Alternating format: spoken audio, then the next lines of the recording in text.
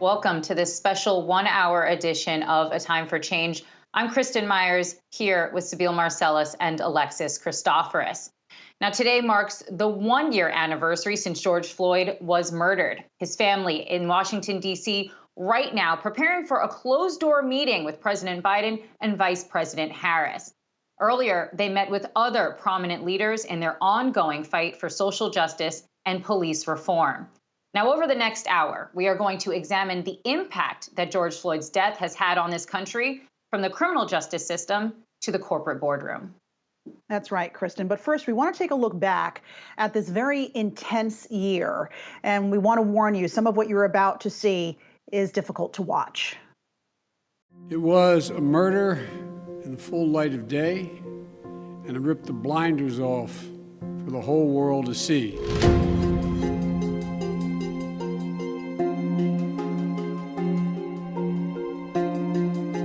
I can't breathe. I can't breathe.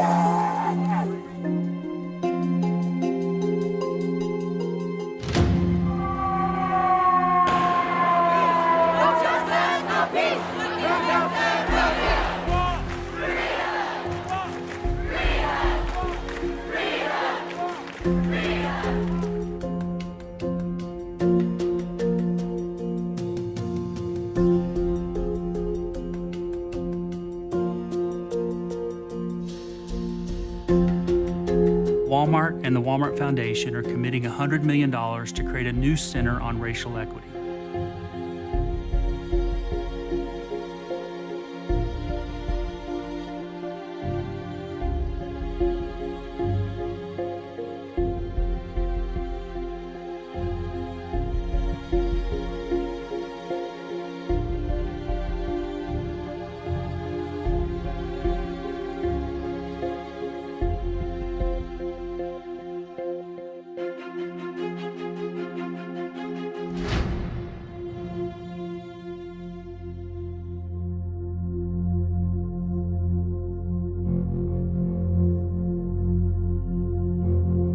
Unintentional second-degree murder, guilty. Third-degree murder, guilty. Second-degree manslaughter, guilty.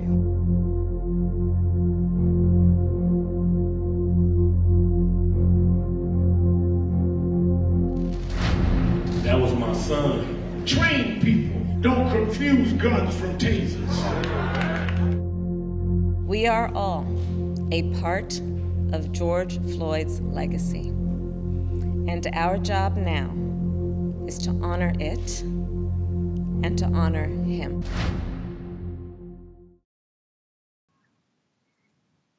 Civil rights attorney Ben Crump has been working around the clock to honor George Floyd and help his family. We recently talked to Crump and Sharita Tate, George Floyd's cousin. We began the conversation by asking Sharita how the George Floyd family is holding up and what keeps them strong.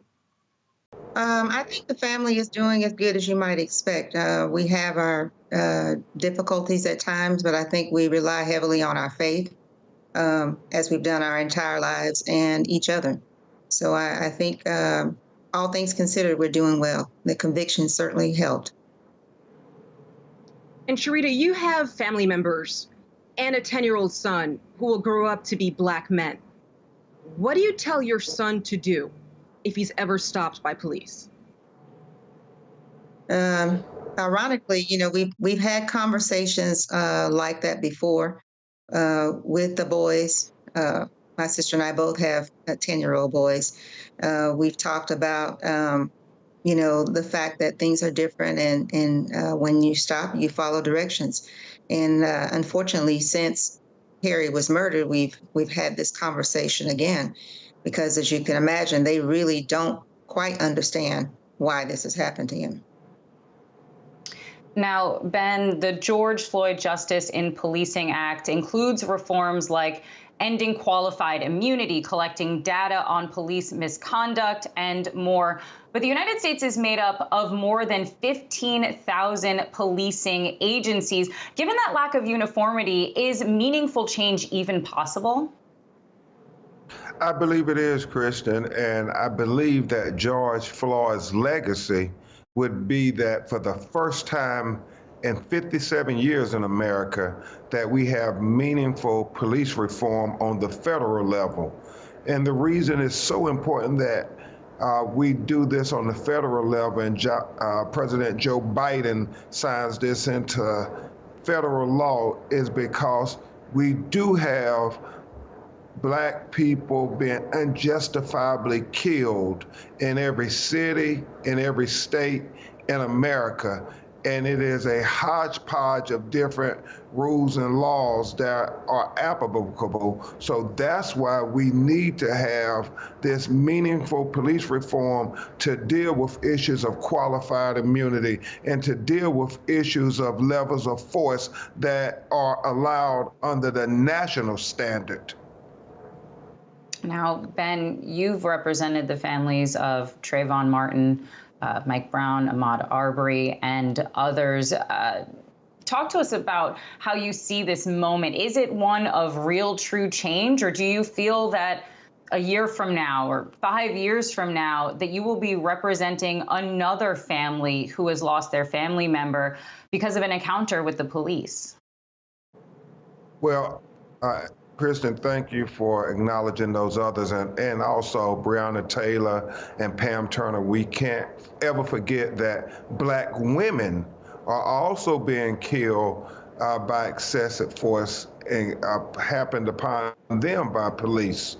And often they don't get the attention and recognition that even brothers get. And so I always want to acknowledge that. I do think this is a tipping point. This is a tipping point. George Floyd's torturous murder was the most documented occasion of torture by an American citizen by a police that has been viewed all over the world. I think they said 50 million times on YouTube, and that's not counting television and the other media platforms. So everyone has seen this video.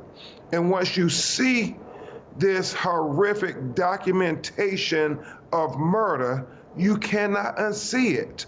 And that's why it's galvanized people in cities all over America and in cities all over the world. So I do believe that, you know, like Trayvon Martin raised the consciousness level in America, I think George Floyd has done even more than that, because a lot of our white brothers and sisters never could fathom something like this.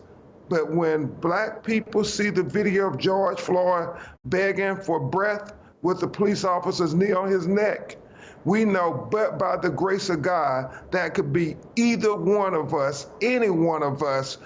And the fact that that is our reality we have to live with every day is my belief that finally America is going to have this conversation on racial reckoning that they have long tried to ignore. And that would be part of George Floyd's legacy. Sharita, what are you hoping from the administration moving forward in terms of criminal justice reform? Well, I'm hoping that we can see this George Floyd in Policing Act and come to fruition. You know, it's passed in the House. We're still waiting for the next step, but I think delayed is not denied, and the fact that we are at this point is promising in my eyes. You know, so our hope is that this will actually come into fruition, as well as on the state level, that we continue to see those acts being passed on the state level as well. Ben, there have been calls from Democrats to abolish or defund the police, yet polls show the majority of Black people want more of a police presence in their communities, not less, given the fact that minority groups seem to be the overwhelming victims of crime. How do you think we should better keep those communities safe? Well, I've always said that we have to reimagine policing in America. We have to really look at it as the Department of Public Safety, not one where we confront and police people and treat our citizens like they're in a state of control by government control. We need to have police agencies that literally are there for the safety of the public. And that is the first mindset, that we want to keep everyone safe. And we have to work on these fundamental concepts like transparency and accountability to build trust.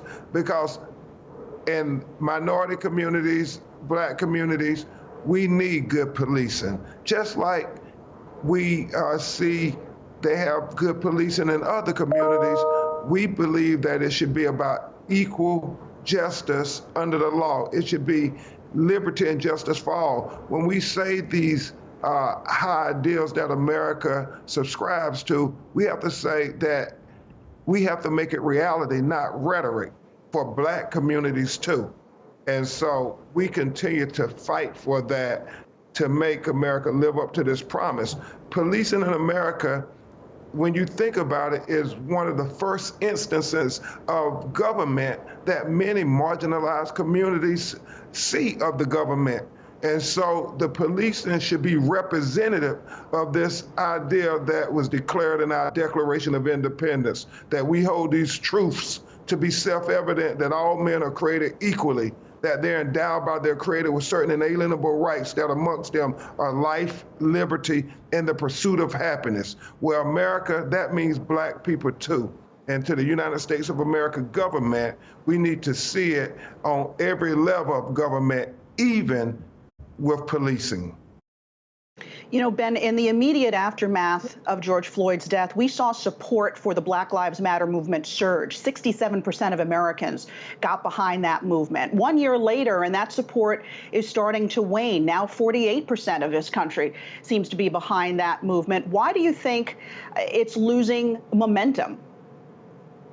Well, like many things in America, you know, 1 minute, this is the hot button issue, and then we move on to another issue. And that's what concerns me so much. Kristen talked about all those cases, whether it was Trayvon or Michael Brown or Breonna Taylor. America has a short attention span, and that's why we have to continue to scream from the top of the mountaintop that Black Lives Matter. Because when we look at the history in America, Black lives have not mattered. When you think about even the formation of the United States of America, Black people were considered 3/5 of a human being. And so we have to speak to these historic injustices as we deal with the present challenges. I believe that, you know, we see these concepts, even when we're dealing with the George Floyd Justice and Policing Act. Sharita and their family hear people say, oh, what about Blue Lives Matter? And, you know, you often hear that whether it's Dante Wright or Anthony McClain or Andre Hill. I'm just talking about these individuals were all killed in 2020, Black men shot in the back running away from the police. And you hear the enemies of equality talking about Blue Lives Matter. Well, we have to speak truth to power as we deal with the 1 year anniversary of George Floyd. That is very hypocritical when you say Blue Lives Matter when a Black person is unjustly killed. But when we look at the insurrection that happened on January 6, 2021, well, why aren't you saying Blue Lives Matter when those officers were attacked and killed? Or is it that it's just Blue Lives Matter when you are trying to justify the unjustifiable killing of a Black person in America yet again? Sharita, I know that Derek Chauvin is looking for a mistrial here, and he's, for a number of reasons, saying that he couldn't have gotten a fair trial in that city. Would like to know what the family's thoughts are on that, and also as you reflect on this past year, what you hope your cousin's legacy will be. Well, in terms of Derek Chauvin seeking a mistrial, I mean, that's really not any surprise. any more than their approach to defending him murdering Perry in the first place. So that's kind of expected. What else can he do at this point? In terms of what his legacy would be, I think the Policing Act is obviously a huge piece of the legacy. Making sure that we put into place laws that will make policemen who've been sworn to protect and serve to be accountable. Removing qualified immunity. Making sure that they have a requirement. It's mandatory that they intervene when they see other officers using excessive force or lethal force. I mean, all of those things will be a wonderful way to be able to carry on his legacy, to know that his death was not in vain and that it can result in change that will impact generations to come. Powerful words from George Floyd's family member, his cousin, Sharita Tate, and also his family's attorney, Ben Crump, both of whom are working to make sure that there are not more George Floyds in the future. Still ahead, in the last year, companies have pledged tens of billions of dollars to build a better future for Black Americans. But has any progress actually been made? That and much more after this short break.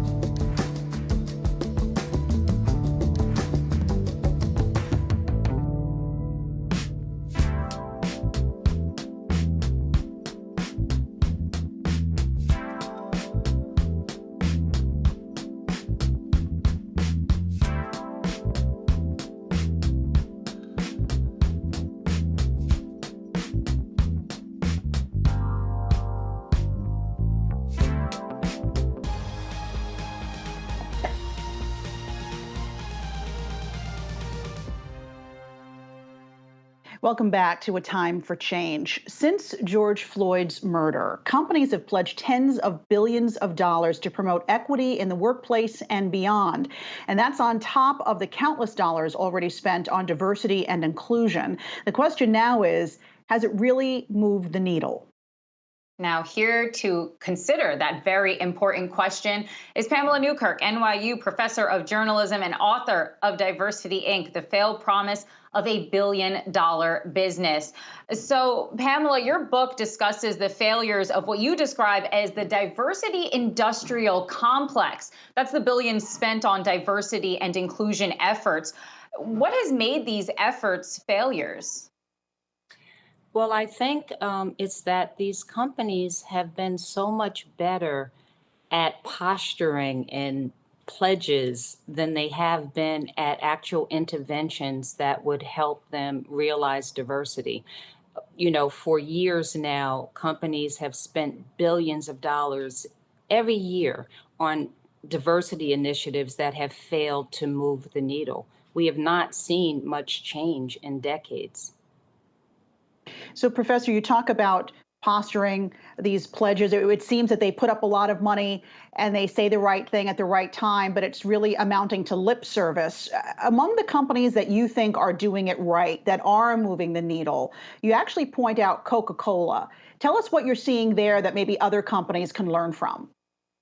Well, it's important to note that Coca-Cola had significantly moved the needle after they settled a 2000 discrimination lawsuit. Over 5 years, they made significant strides in hiring more African Americans and also women and other people of color.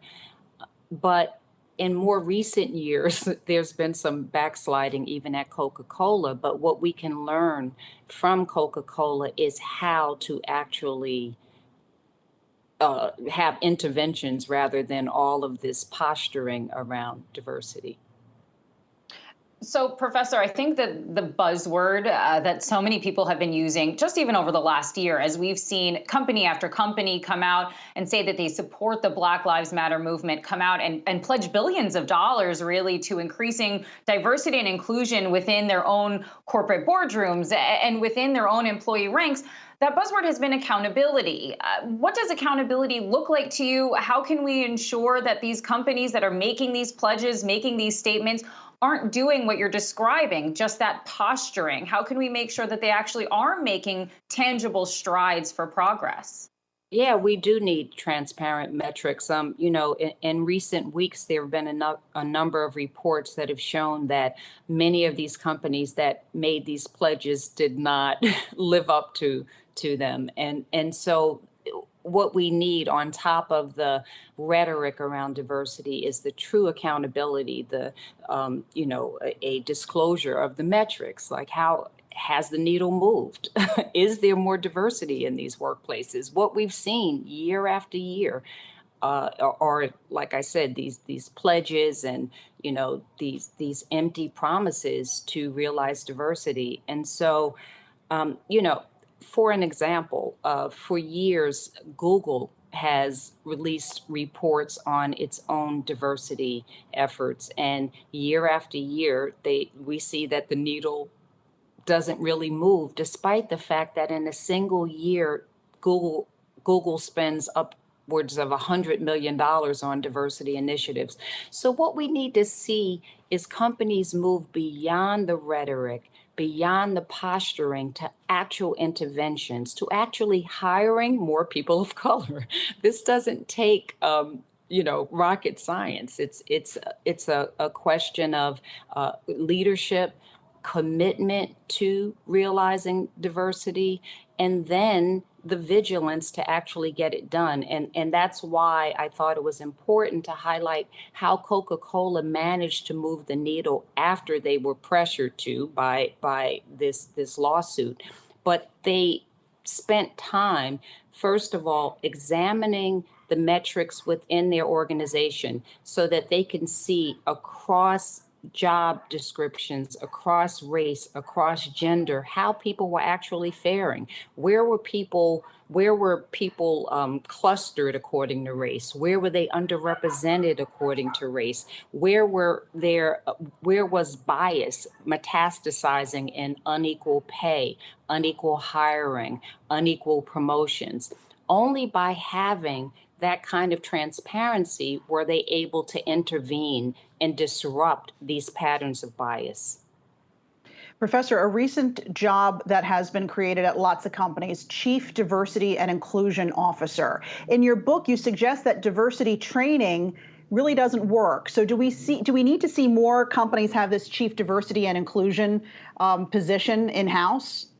Well, it's part of the booming industry of diversity that is failing to move the needle. So I'm not opposed to having a chief diversity officer, but what I do um, object to is hiring these people that are often marginalized within their very institutions. For example, there was a recent survey of chief diversity officers at Fortune 500 companies, and it found that only 35% even had access to the metrics within their own company. So they could not even see where the problems lied. So how could they begin to address these patterns of bias? And so if companies are committed to having chief diversity officers, they also have to allow them to get the job done. And so what we're seeing is that many of these chief diversity officers say that they don't have the access, they don't have the resources, they don't have the support within their organizations to actually move the needle. All right, Pamela Newkirk, NYU professor of journalism and author of the book Diversity, Inc. Thanks so much for being with us. And coming up, we're going to hear from the Ford Foundation president, Darren Walker, on his thoughts for building a more equitable future.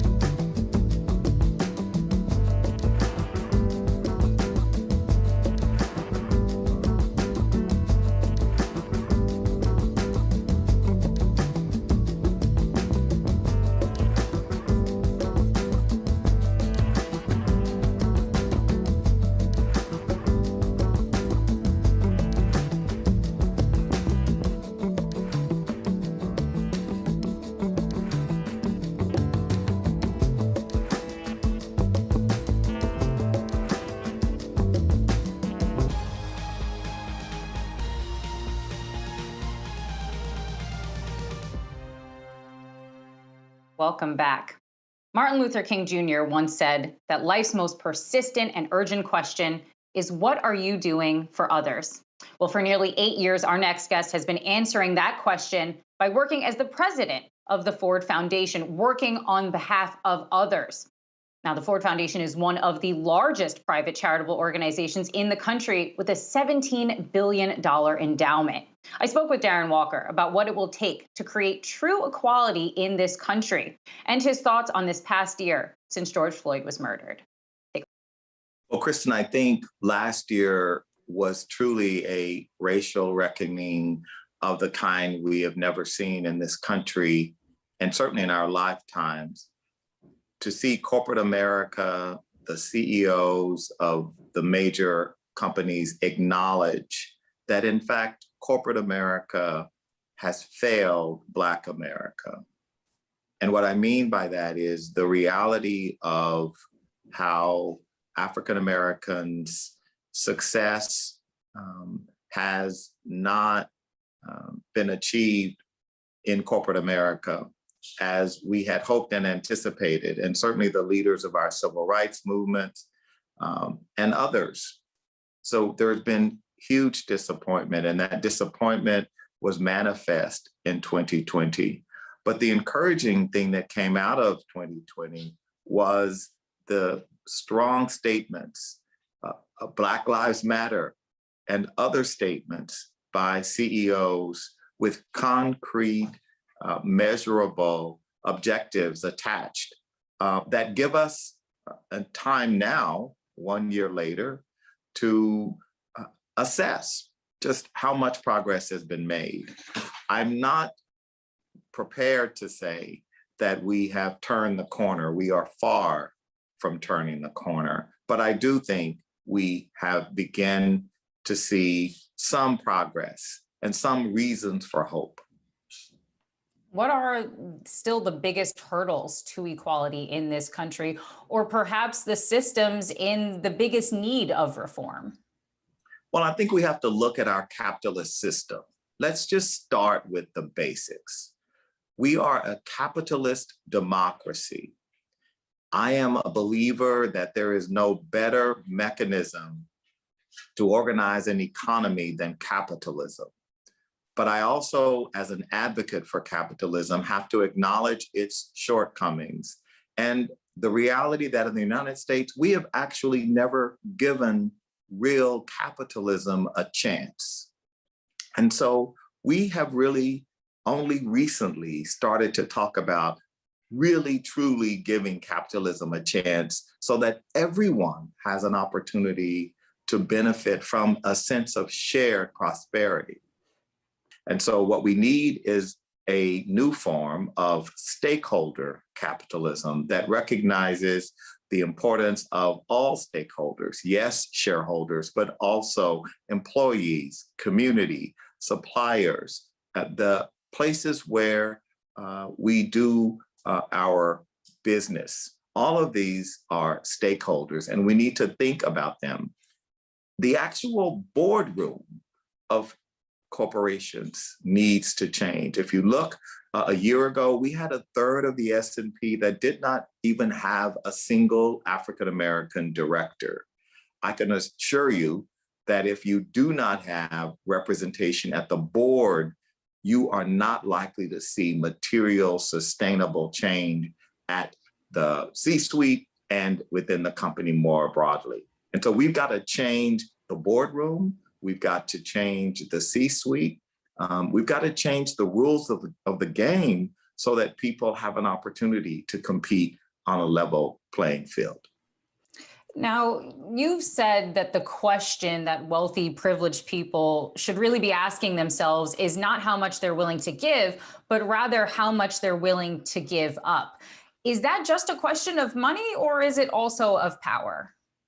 I think it is of both. I think there certainly is no doubt that we have to ask ourselves, we privileged people, and Kristen, I have lived with privilege and without, and I am lucky enough to live in a country where a poor kid like myself could be born in the bottom 1% and find myself in the top 1%. And that could only happen in America. But if we want that to continue to happen, we have to not hoard all the privileges and all of the assets, that we have to understand that in order for opportunity, that opportunity ladder and that mobility escalator to continue to work, we've got to have a system that does not compound the advantage of the already advantaged and compound the disadvantage of the already disadvantaged, and particularly the historically disadvantaged. So we have to look at what are the systems that produce and reproduce inequality. Those systems are our education system, our access to capital systems, our financial systems and say, what do we need to do to change those systems?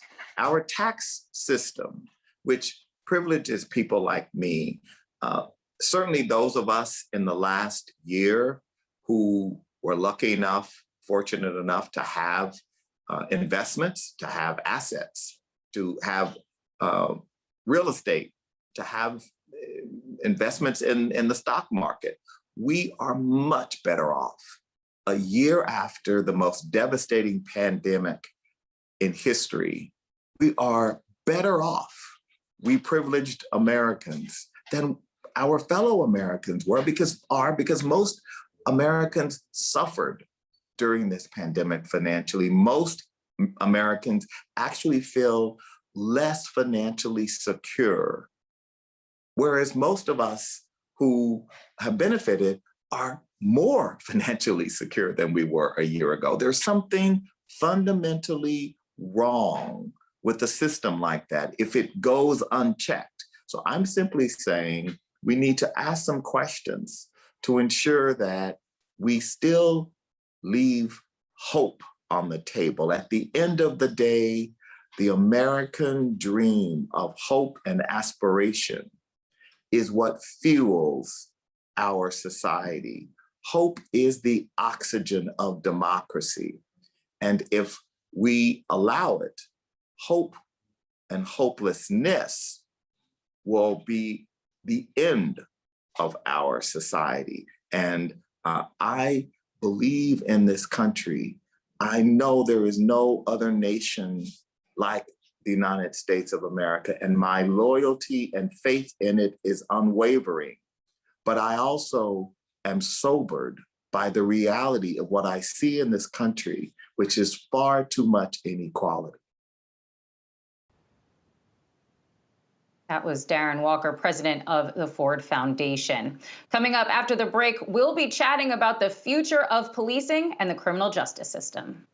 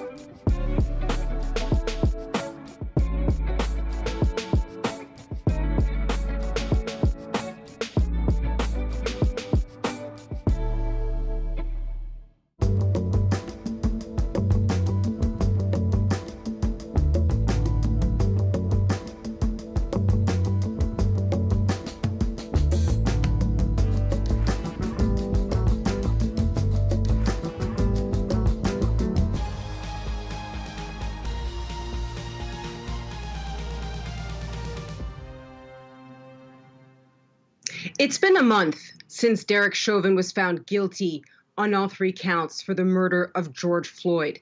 The vast majority of Americans agree with that outcome, but there's still a lot of debate when it comes to practical reform and how to achieve lasting change. Here to talk about the future of policing and the criminal justice system, we want to welcome in now Ralph Godbee, former chief of police for the city of Detroit, and Debbie Hines, a trial lawyer and former Maryland Assistant Attorney General. Welcome to you both for this conversation. Chief Godbee, I want to start with you because you've previously said that police agencies need to be defunded and built from scratch. Is that really a viable solution? And if it was, what would that really look like? Well, I would look at it this way. When Leonardo da Vinci did renderings of a helicopter and airplane, it didn't seem possible then, but now we cannot imagine a world without flying. To do the same thing the same way and expect a different result is the definition of insanity. And we fundamentally have to look at, number one, the foundation of policing in America, which ostensibly comes from slave patrols, which control Black and brown behavior through fear, violence, and intimidation. Some may think it's not practical, but I think you have to set the bar extremely high, considering we were just excited a year ago, or not a year ago, but just excited recently to find out that Derek Chauvin was convicted for committing murder on tape. That's an extremely low bar. And if we continue to go at that pace, it will not be in my lifetime, it won't be in my daughter's lifetime, nor will it be in my grandchild's lifetime to see substantive change as to how Black and brown individuals are treated by law enforcement in the United States. Debbie, how rare is it to see a police officer charged with murder? Well, that's a very interesting question because the statistics show that from approximately 2005 to 2019, that there were roughly 104 police officers, non-federal police officers, that were charged with either murder or manslaughter. And out of that number, there are only 4 that were convicted of murder or manslaughter. So that shows you how rare it really is. And in some of the cases that we did see that went to trial, some of the more well-known cases, the case for the murder of Philando Castile and Walter Scott, those police officers were not convicted. Ultimately, Walter Scott did, the police officer for killing Walter Scott, Michael Slager, he did plead guilty, but his original trial ended up in a hung jury. So it's just an extremely rare thing to happen. An interesting note, in New York State, when we talk about, maybe local police prosecutors should not be prosecuting the police, in New York State, Governor Cuomo 5 years ago passed or signed an executive order that said that, we're taking all of the police killings out of the hands of the local prosecutor's offices, and we're putting it with the New York Attorney General's office. And to answer your question even further, that was 5 years ago. There still have been no convictions. So, Chief Godbee, I would love to just have some of your thoughts based on what Debbie was just saying. The extreme rarity of police officers really to be convicted or face any kind of consequences or accountability for encounters with the public that result in fatality. So clearly there's a problem here. Once these things get into the legal sphere, once they hit a trial, but on the streets, what reforms need to be done so that there aren't so many police officers that are having these kinds of fatal interactions with the public and overwhelmingly Black men? Well, one thing we have to look at is the number of pretextual stops that officers are involved in. And the reality is, if you go through any vehicle code in any state in the United States, it is so voluminous, realistically, an officer can justify stopping anyone. The problem with that is that it is not informed, it is not done equally in different communities. So in affluent communities, I would venture to say what happened with Dante Wright being stopped for a hanging air freshener on his rearview mirror for obstructed vision, that would not occur in a more affluent community. However, officers have so much unfettered discretion. And somehow we have to wrestle that discretion away because we, number one, as an industry, we have not earned the opportunity to be given the benefit of the doubt as to our word, because we see too many times that the narrative, as a matter of fact, if you look in Louisiana at Ronald Green, and you look at the circumstances surrounding that, the narrative that was given to the family was he died in a car accident. The reality is he was beaten to death by police officers. So we have to wrestle back all of that unfettered discretion and really put a much more strict standard on what officers are allowed to utilize relative to pretext for stops. And Debbie, does Derek Chauvin, have a shot at winning on appeal? Please, quickly. Yeah, he has a very minimal shot. I mean, at appeal, it kind of flips. And in the prosecution trying the case, the burden is on the prosecution. You have to try the case beyond a reason, convince the jury beyond a reasonable doubt. In the case of an appeal, it flips, and it is on the defense to show that there was error, there was something that was done wrong, but not just that, that the error or the whatever it was you're claiming that was done wrong would have resulted in a different verdict if that had not happened. And so it's an extremely, extremely compelling case that he would have to make with all the things that he's alleging, that the trial should not have been held in Minneapolis, as if there is any place in the world and the United States that had not heard of the murder of George Floyd. Maxine Waters' comments and comments at the prosecution.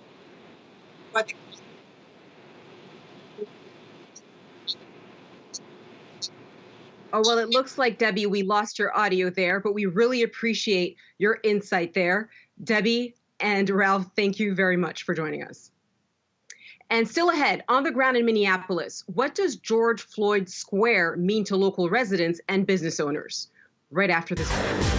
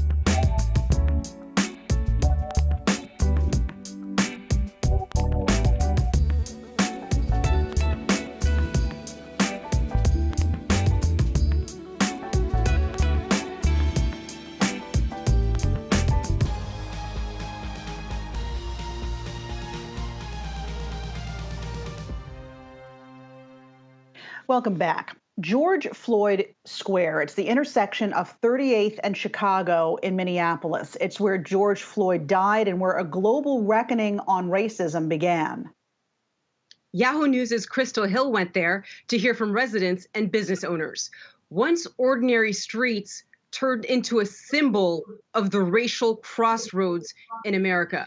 Crystal, tell us about your experience walking in George Floyd Square, and has this murder really impacted the history of this city? Yeah, I mean, when I first entered the square, I was just struck by how expansive it is. I think the expectation was that there would be, of course, a memorial, a space, with flowers and that's dedicated to Floyd, but it's so much more than just a memorial. The whole area is closed off, and it's sort of become this very sacred space where people come and,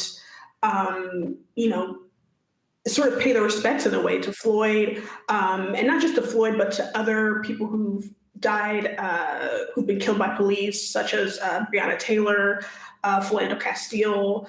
It's become this site of mourning, of remembrance, and it's a site that is maintained by the community, that's run by the community.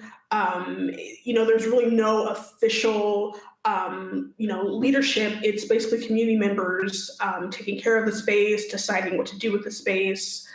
And it's really impacted this intersection that, was once, a very busy intersection that, saw a lot of traffic, and it sort of turned into this closed off space where, cars can't really get through. And, it's become this, very important, space for people who, are advocating for police reform and who are advocating for change. Crystal, I'm glad you described that it was once this bustling intersection that was filled with vehicular traffic. Right now, there's only pedestrian traffic. Are there plans by local leaders to make this a pedestrian-only formal memorial for George Floyd? And that's really what is unclear, I think. When I spoke to Councilor Andrea Jenkins, she is the city council's vice president, and she also represents the area. She sees the space as, as being the site of a racial justice center, or having some kind of center where, the community can really focus on racial justice healing and focus on reform. But activists and people who have been maintaining the square, they want to see it remain a memorial. Some want it to be a memorial permanently. But then others, particularly business owners, want the site to reopen to traffic. They want it to go back to being an intersection, and they think that there's a way to have a memorial there that honors Floyd, while also still, having it be a regular intersection again. As far as what the city wants to do, it's not completely clear if the city is going to reopen it back to traffic, if the city is going to, build some kind of official memorial or keep the memorial there. And so a lot of people, I think, based on conversations I had, are sort of waiting on the city to make an official decision on what they're going to do. There's kind of some uncertainty as far as what it's going to look like moving forward. Right. Well, Crystal Hill of Yahoo News, thank you for your very important reporting on this story. We know you'll continue to cover that beat for us. Appreciate it. And we'll be back right after this.